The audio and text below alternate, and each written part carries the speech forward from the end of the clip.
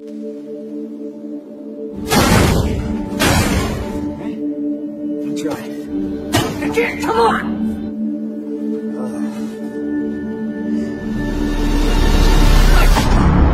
dimulai dengan menampilkan seorang bocah bernama Wesley. Ia selalu duduk di kursi paling belakang di bis sekolah yang menjemputnya setiap hari. Di tengah jalan menuju sekolahnya, Wesley akan pasti selalu diganggu oleh anak-anak desa. Namun ia tidak pernah membalas dan lebih memilih untuk mengabaikan mereka. Sebagai anak yang terlahir tuli, Wesley diajari bahasa isyarat bersama disabilitas lainnya. Kekurangannya tersebut membuat teman-teman kelasnya suka membuli dan menertawakannya. Rumah Wesley terbilang jauh dari jalan beraspal, sehingga ia harus berjalan menyusuri hutan untuk pulang. Meski berbeda dengan adiknya yang normal, namun ibunya tetap memperlakukan Wesley sebagai anak spesial. Bahkan beliau senantiasa menemaninya bermain demi membuatnya senang. Hanya ibunya lah satu-satunya tempat bagi Wesley di mana ia merasa aman. Beberapa hari kemudian, tak jauh dari rumahnya sekelompok polisi tampak melakukan investigasi. Entah apa yang terjadi, namun kejadian tersebut adalah yang pertama kali. Sepulangnya, Wesley mendapati sebuah mobil terparkir yang ia kenal. Yang tidak lain adalah mobil ayahnya bernama Ronnie yang baru pulang. Ekspresi Wesley tampak tegang, namun ia tetap berusaha bersikap sopan. Saat makan malam menjelang, sang ibu memberitahu anak-anak bahwa besok ia harus pergi ke rumah nenek mereka. Itu artinya anak-anak akan diurus oleh sang ayah selama ia tidak ada di sana. Ronnie kemudian membicarakan kejadian yang baru-baru ini diinvestigasi oleh polisi, yang kabarnya telah terjadi perampokan yang menyebabkan 4 korban mati. Keesokannya, Ronnie menyiapkan sarapan Wesley setelah ibunya pergi. Ia kemudian mendapat bulian di sekolah sebagaimana yang biasa ia hadapi. Namun dalam perjalanan pulang, Wesley menemukan hal mengejutkan. Sesosok tubuh tergeletak di salju memberinya isyarat untuk diam. Wesley yang takut lantas segera berlari untuk memberitahu ayahnya. Ronnie yang sedang sibuk terpaksa ikut tanpa memahami maksud sang putra. Sayangnya sosok tersebut kemudian telah lenyap entah kemana. Ronnie menjadi kesal karena menganggap Wesley berdusta. Malam itu, suasana makan malam tampak murung tanpa sang ibunda. Sang ayah meminta garam namun Wesley yang tuli tentu tak mendengarnya. Ronnie yang masih kesal lantas memukul meja sekuat tenaga. Menjelang larut malam, Wesley masih kepikiran sehingga ia mencoba mencari si lelaki ke tengah hutan. Sosok tersebut ternyata masih tergeletak dalam pingsan.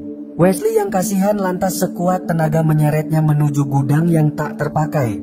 Tak lama berselang si lelaki yang tersadar diberi isyarat oleh Wesley untuk diam. Hingga pagi tiba, Wesley rupanya tetap duduk berjaga. Ia hanya menjawab dengan isyarat saat si lelaki mengajaknya bicara. Si lelaki lantas paham bahwa Wesley tuli dan hanya bisa membaca gerak bibirnya. Melihat perut si lelaki yang terluka, Wesley pun diam-diam mengambilkan obat dan perban yang ia punya. Sementara itu, ayah bersama rekannya sedang memperbaiki traktor. Wesley yang berlarian berusaha dipanggil namun ia tidak mendengar. Dengan jalan memutar, Wesley kembali ke gudang agar si lelaki bisa segera menghentikan pendarahan. Sambil menahan sakit, si lelaki menjahit lukanya sendiri tanpa bantuan. Si lelaki kemudian meminta Wesley agar nanti malam membawakannya makanan. Menjelang petang, aksi perampokan di dekat rumah mereka lantas diberitakan. Hal tersebut membuat ibu Wesley khawatir karena selama ini belum pernah terjadi tindak kriminal. Selagi perhatian orang tuanya teralihkan, Wesley memasukkan makanan ke tasnya. Ayahnya kemudian pamit karena harus menemui seseorang di kota. Ia tidak dapat memastikan akan pergi berapa lama. Malam itu juga, Wesley langsung mengantar makanan yang ia sembunyikan. Si lelaki memuji masakan ibu Wesley yang enak layaknya di restoran. Tak lama berselang, terdengar jelas bunyi helikopter yang terbang. Si lelaki lantas memberi Wesley tugas untuk segera menemui seseorang. Setelah berjalan melalui hutan, Wesley akhirnya sampai di sebuah bar. Ia kemudian menaruh cincin sebagai tanda yang lantas ditemukan oleh seorang supir tua. Wesley pun diminta untuk naik ke dalam truk untuk bicara secara empat mata. Si supir tua berkata bahwa ia memerlukan waktu agar polisi tidak curiga. Si lelaki akan dijemput secepatnya jika waktunya sudah tiba. Para polisi masih berpatroli siang dan malam demi menemukannya. Sepulangnya, Wesley kemudian menyerahkan ponsel yang diberikan si supir tua. Si lelaki tentu kecewa karena ia harus bersembunyi lebih lama.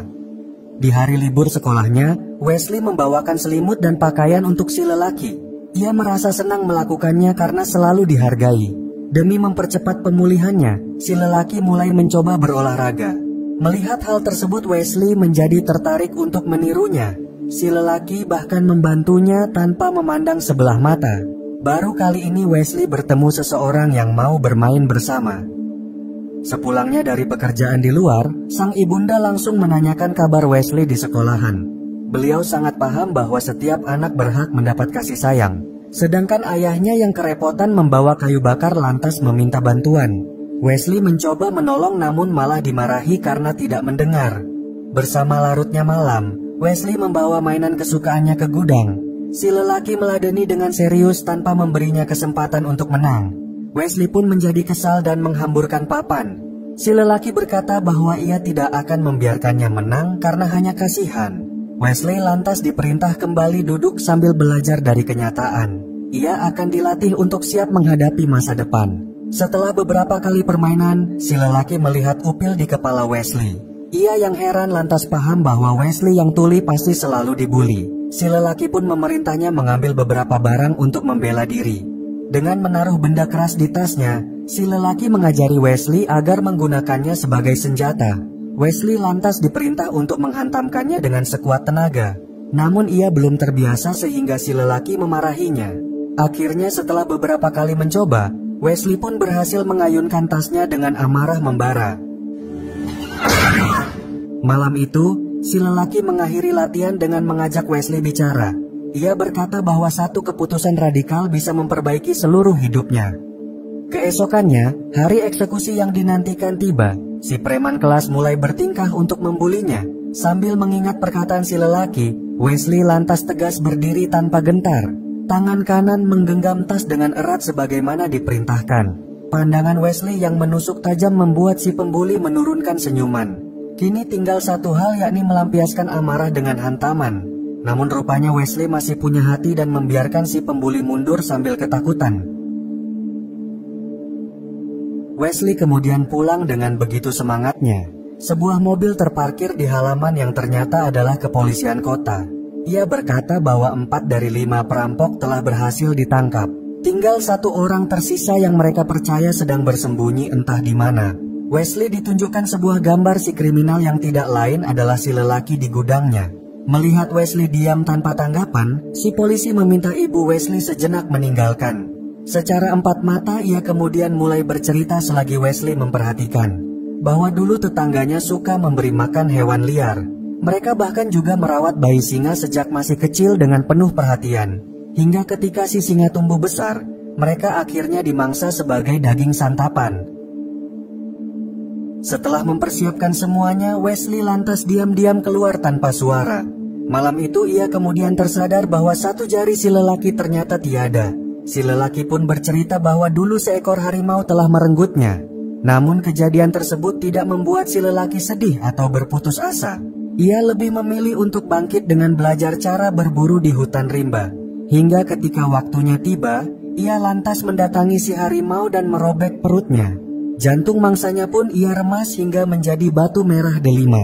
Sejak saat itu tidak ada lagi harimau yang berani menyentuhnya. Cerita tersebut membuat Wesley benar-benar merasa terinspirasi. Sepulang sekolah ia lantas menghitamkan salah satu jarinya sendiri. Sedangkan para polisi masih menyusuri setiap bangunan yang bisa mereka temui.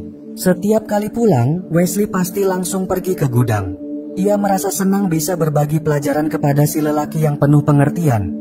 Hanya bersamanya lah Wesley bisa tertawa lepas tanpa beban dan melupakan kesedihan. Keduanya bahkan bermain bersama layaknya sepasang teman. Sesaat kemudian, bola yang terjatuh segera dikejar oleh Wesley. Namun ternyata ada seorang polisi sehingga ia langsung dibekap oleh si lelaki. Untungnya sang polisi tidak curiga lalu memutuskan pergi. Ketika tengah malam tiba, Wesley kembali turun seperti biasa. Namun ternyata ayahnya masih terjaga sehingga Wesley terdiam begitu saja. Sambil setengah mabuk, ayahnya mengeluhkan traktornya yang mengalami kerusakan. Begitu pula dengan TV mereka yang malah ikut-ikutan tidak normal. Ayahnya yang kesal lantas memukul TV tersebut dengan penuh kekuatan. Keesokannya ketika mengantar barang ke gudang, si lelaki melihat sikap Wesley murung seperti ketakutan. Ternyata matanya telah lebam akibat tertangkap basah semalam. Si lelaki lantas paham bahwa pelakunya harus diberi pelajaran. Ibu Wesley tentu sangat kesal atas apa yang telah suaminya lakukan. Namun Ronnie berdalih bahwa ia tidak sengaja sebab telah dikejutkan. Wesley pun hanya bisa bersabar meski telah menjadi korban pelampiasan. Setelah selesai makan, Ibu Wesley pun menangis di kamarnya sendirian. Sementara itu menjelang petang di sebuah bar, Ronnie yang nongkrong kemudian keluar. Sesosok lelaki tak dikenal lantas datang guna menyelesaikan urusan. Selagi berada di sekolah keesokan harinya, Wesley dipanggil sebab kepentingan keluarga. Ia kemudian diantar ke rumah sakit yang mana ibunya terlihat berurai air mata. Rupanya ayahnya sedang koma dengan banyak luka lebam di muka. Semua ujian tersebut membuat Ibu Wesley tak tenang, berbeda dengan putranya yang tahu bahwa sakit hatinya telah terlampiaskan. Malam itu Wesley langsung mendatangi si lelaki. Ia menceritakan putrinya bernama Annabelle yang seumuran dengan Wesley. Si lelaki berkata bahwa ia ingin agar suatu hari Wesley bersama ia dan putrinya berkuda ke arah terbenamnya matahari. Hanya ada mereka bertiga tanpa siapapun yang menghalangi mimpi. Angan-angan tersebut membuat Wesley benar-benar terbayang. Bahkan saat jam pelajaran, yang ia pikirkan hanyalah cerita si lelaki tentang indahnya masa depan. Wesley bersama si lelaki dan Annabelle berkuda ke arah matahari terbenam. Sepulang sekolah, Wesley yang kembali mengunjungi rumah sakit melihat banyak polisi di sana. Mereka rupanya telah mendapat ciri-ciri pelaku dari keterangan ayahnya. Ketika berada di gudang berdua, si lelaki menunjukkan pada Wesley sebuah mobil mencurigakan. Ia berkata bahwa mobil tersebut telah beberapa kali berlalu lalang. Keadaan menjadi makin tak menenangkan saat malam menjelang. Wesley terbangun dari tidur oleh suara helikopter yang terbang. Dari jendela terlihat mobil polisi berpatroli di kejauhan. 24 jam kemudian, Wesley yang turun lantas didatangi oleh si lelaki. Ia menanyakan apakah Wesley telah memberitahu keberadaannya kepada polisi. Wesley berkata bahwa ia tidak pernah menceritakan kepada siapapun tentang si lelaki. Di larut malam, Wesley bersiap untuk pergi ke gudang. Ia lantas mendapati si lelaki sedang menelpon agar dijemput besok malam. Sudah tidak aman baginya untuk berlama-lama dalam persembunyian. Mengetahui hal tersebut, hati Wesley diliputi kesedihan. Matanya berkaca-kaca seolah berkata bahwa ia tak mau ditinggalkan. Si lelaki pun berusaha menguatkan Wesley agar tetap tegar sebagaimana yang ia ajarkan. Semalam berselang, Wesley mempersiapkan papan permainan untuk menghabiskan momen terakhirnya bersama sang teman. Namun ibunya kemudian datang lalu duduk di samping putranya yang tersayang. Beliau rupanya mencurahkan perasaannya atas semua cobaan yang Tuhan berikan. Wesley pun memeluk sang ibunda agar saling menguatkan. Bersama larutnya malam, Wesley kemudian turun untuk bermain bersama sahabatnya. Si lelaki tidak menyangka bahwa malam itu Wesley mampu mengalahkannya. Setelahnya Wesley menemani si lelaki menunggu jemputan dari si supir tua. Tak berselang lama telepon si lelaki berdering dan sebuah kendaraan terlihat dari jendela. Sambil menahan air mata, si lelaki berterima kasih kepada Wesley atas semuanya. Ia menyerahkan papan permainan sebagai kenangan agar dijaga. Namun Wesley yang tidak rela kemudian memeluk sahabatnya sekian lama. Si lelaki lantas mendorong Wesley secara paksa karena inilah jalan satu-satunya.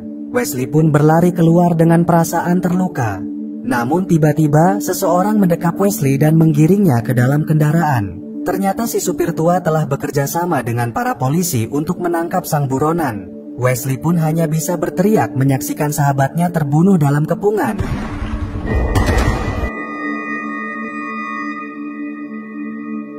Beberapa hari kemudian kehidupan kembali berjalan seperti adanya. Pengalaman suka dan duka telah membentuk Wesley menjadi lebih dewasa. Ia yang tidak ingin kehilangan kenangannya, kemudian mengambil papan permainan yang sempat terjatuh di dekat gudang. Wesley lantas menjadi terkejut melihat hadiah dari sang teman.